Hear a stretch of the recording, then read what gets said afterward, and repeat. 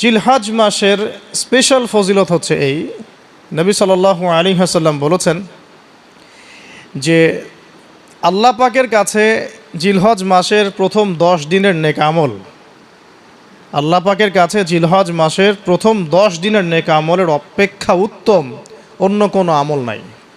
সাহাবীরা প্রশ্ন করলেন যে ওয়ালাল জিহাদু ফি সাবিলিল্লাহ ইয়া রাসূলুল্লাহ, আল্লাহর রাস্তায় জিহাদও কি নয়?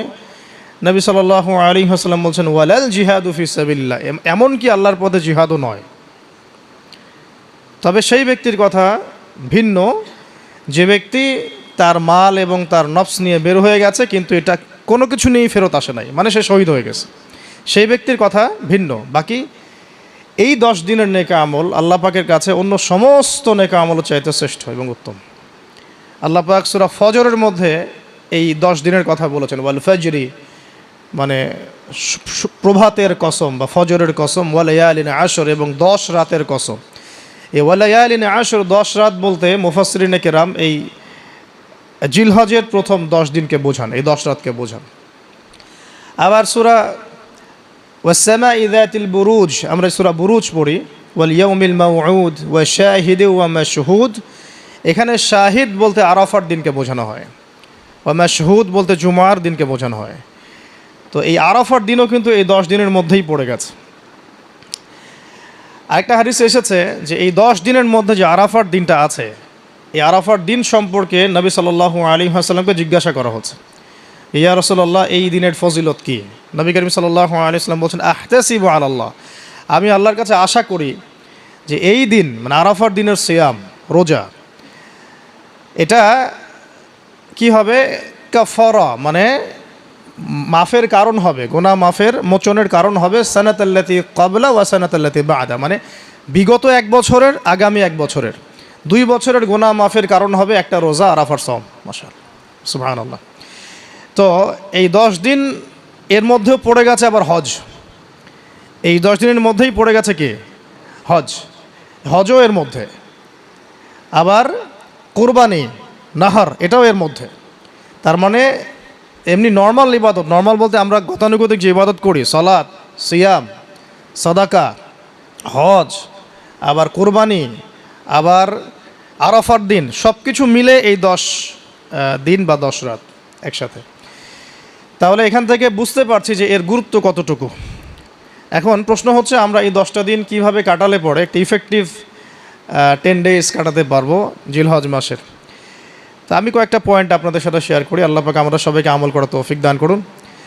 প্রথম যে বিষয়টা খেয়াল রাখতে হবে সেটা হলো নিয়াত বিশুদ্ধ করতে হবে। প্রতিটা হাদিস গ্রন্থের একটা মৌলিক হাদিস হলো ইন্নামাল আমালু বিন্নিয়াত, আর একটা হাদিস হচ্ছে ইন্নামাল আমালু বিল খাওয়াতিম। আমল ডিপেন্ড করে নিয়াতের উপরে এবং আমল ডিপেন্ড করে শেষ পরিণতির উপরে। মানে একজন মানুষ ভালো পথে চলছে, চলতে চলতে খারাপ হয়ে গেল, ওই অবস্থায় মৌত হলো, তার পরিণতি ভালো হলো না।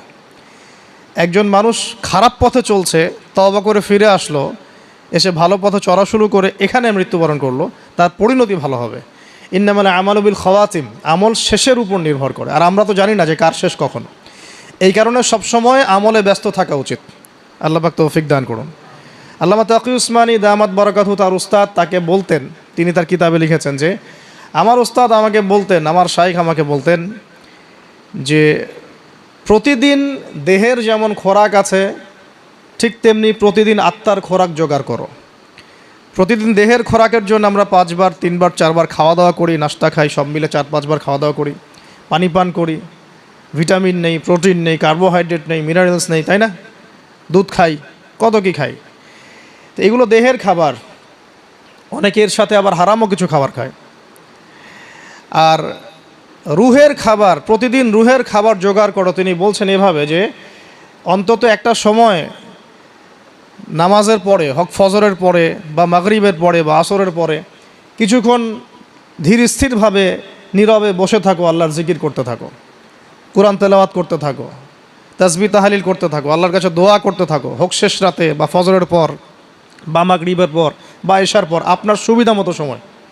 ফজরের পর করতে পারলে বেশি ভালো হয়, শেষ রাত্রে করতে পারলে বেশি ভালো হয়। তো তার উস্তাদ তাকে বলতেন এটা হলো আত্মার খোরাক, এর মধ্য দিয়ে আমরা আত্মার খাবার পাই। আত্মা অসুস্থ হয়ে গেলে দেহ সুস্থ থাকে না। আমাদের সমাজে আমরা যারা চলাফেরা করছি আমাদের বেশিরভাগের প্রবলেম একটা, আমাদের আত্মাগুলো দূষিত। এখন আত্মাগুলো দূষিত, এটা আমি 100% গ্যারেন্টি দিয়ে বলতে পারি। আত্মা দূষিত না হলে আমাদের চোখের হেফাজত করা সহজ হতো। আত্মা দূষিত না হলে আমাদেরকে সলাতে আসতে এত বেগ পেতে হতো না। আত্মা দূষিত না হলে সদাকা জাকাত দিতে মনের মধ্যে এত কণ্ঠতা, কি বলবো, এত মানে কনজাস্টেড ভাবনা চিন্তা আসতো না। আত্মা দূষিত না হলে কিন্তু আমরা আল্লাহ পাকের বিধান পালনে এত যুক্তি বিজ্ঞান দর্শন খুঁজতাম না। মানে আমাদের আত্মা কিন্তু অলরেডি করাপ্টেড।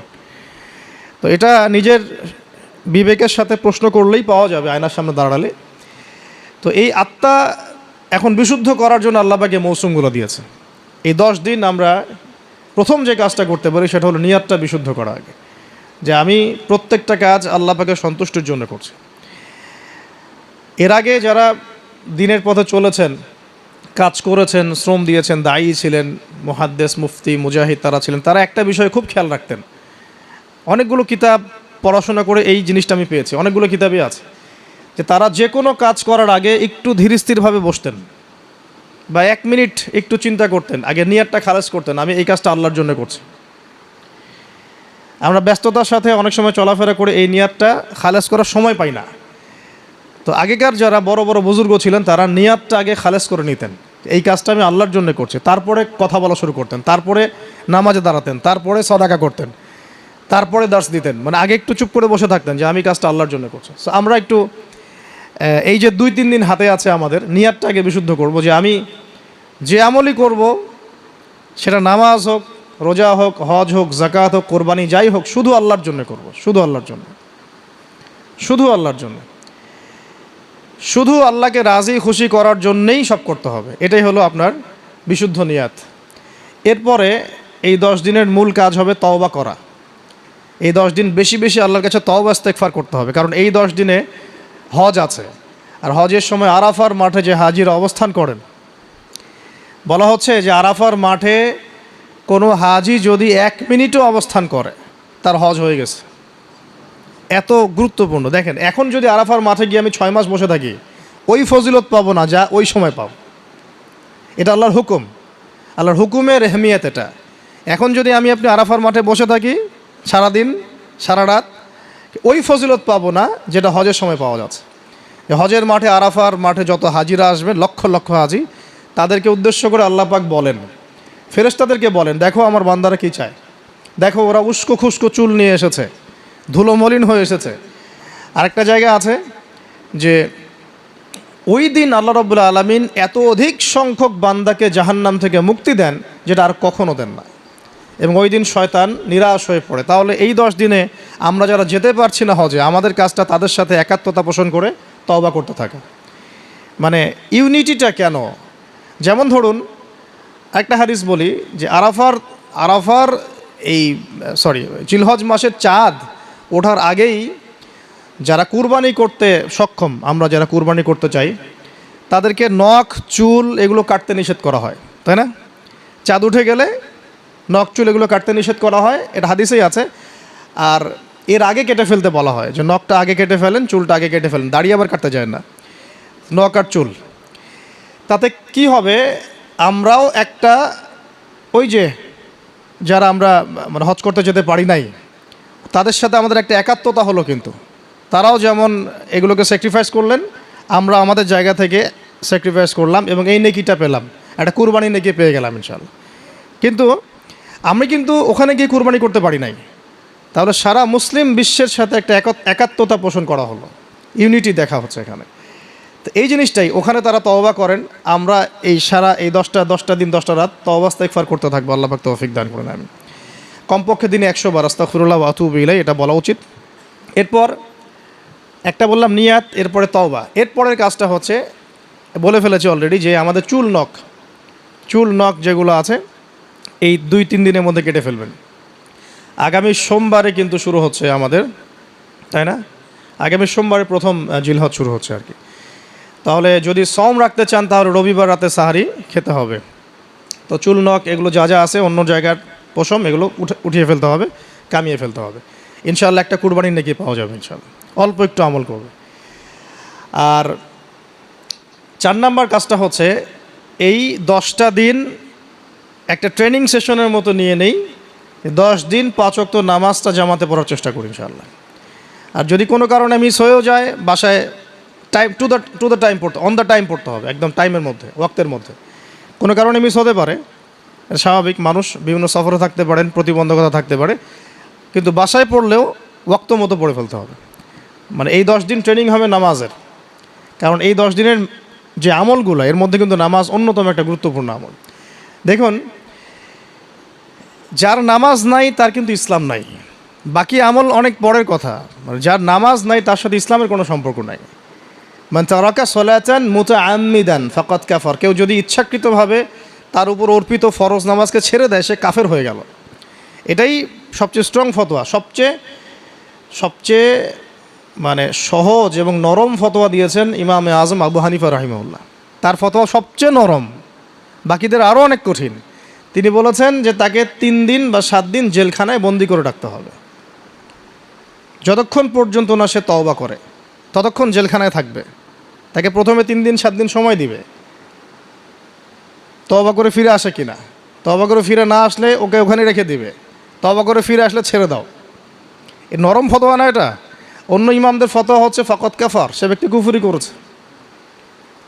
এখন 10 দিনের অনেক আমলের কথা আমরা বলবো হয়তো বা সামনে, কিন্তু মূল আমলটা কি ভাই?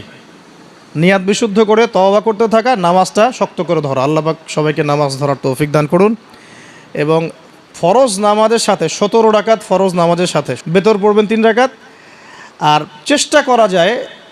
চেষ্টা করবেন যে 12 রাকাত এক্সট্রা নামাজ পড়ার জন্য। 12 রাকাত এক্সট্রা নামাজ মানে ফজরের আগে 2, জোহরের আগে 4 এবং পরে 2, মাগরিবের পরে 2, এশার পরে 2। এই যে 12, এটা যে ব্যক্তি পড়বে তার জন্য জান্নাতে একটা করে ঘর তৈরি করা হয়।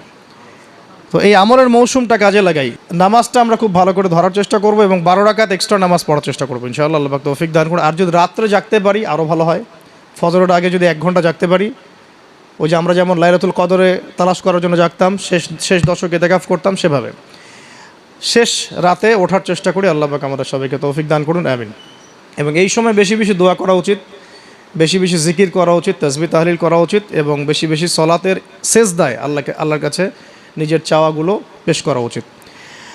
আর এরপরে আমরা যে কাজটা করব এই 10 দিনে, সেটা হলো সওম রাখা, গুরুত্বপূর্ণ কাজ, রোজা রাখা।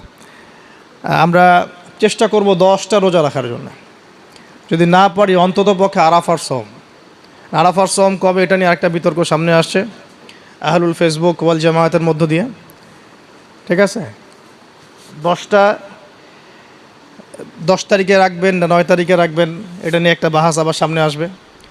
তা আমি আমার পক্ষ থেকে আপনাদেরকে একটা সলিউশন দিই যে আরাফার সওম 9 তারিখ। ঠিক আছে, আরাফার মাঠে যেদিন হাজিরা থাকবেন।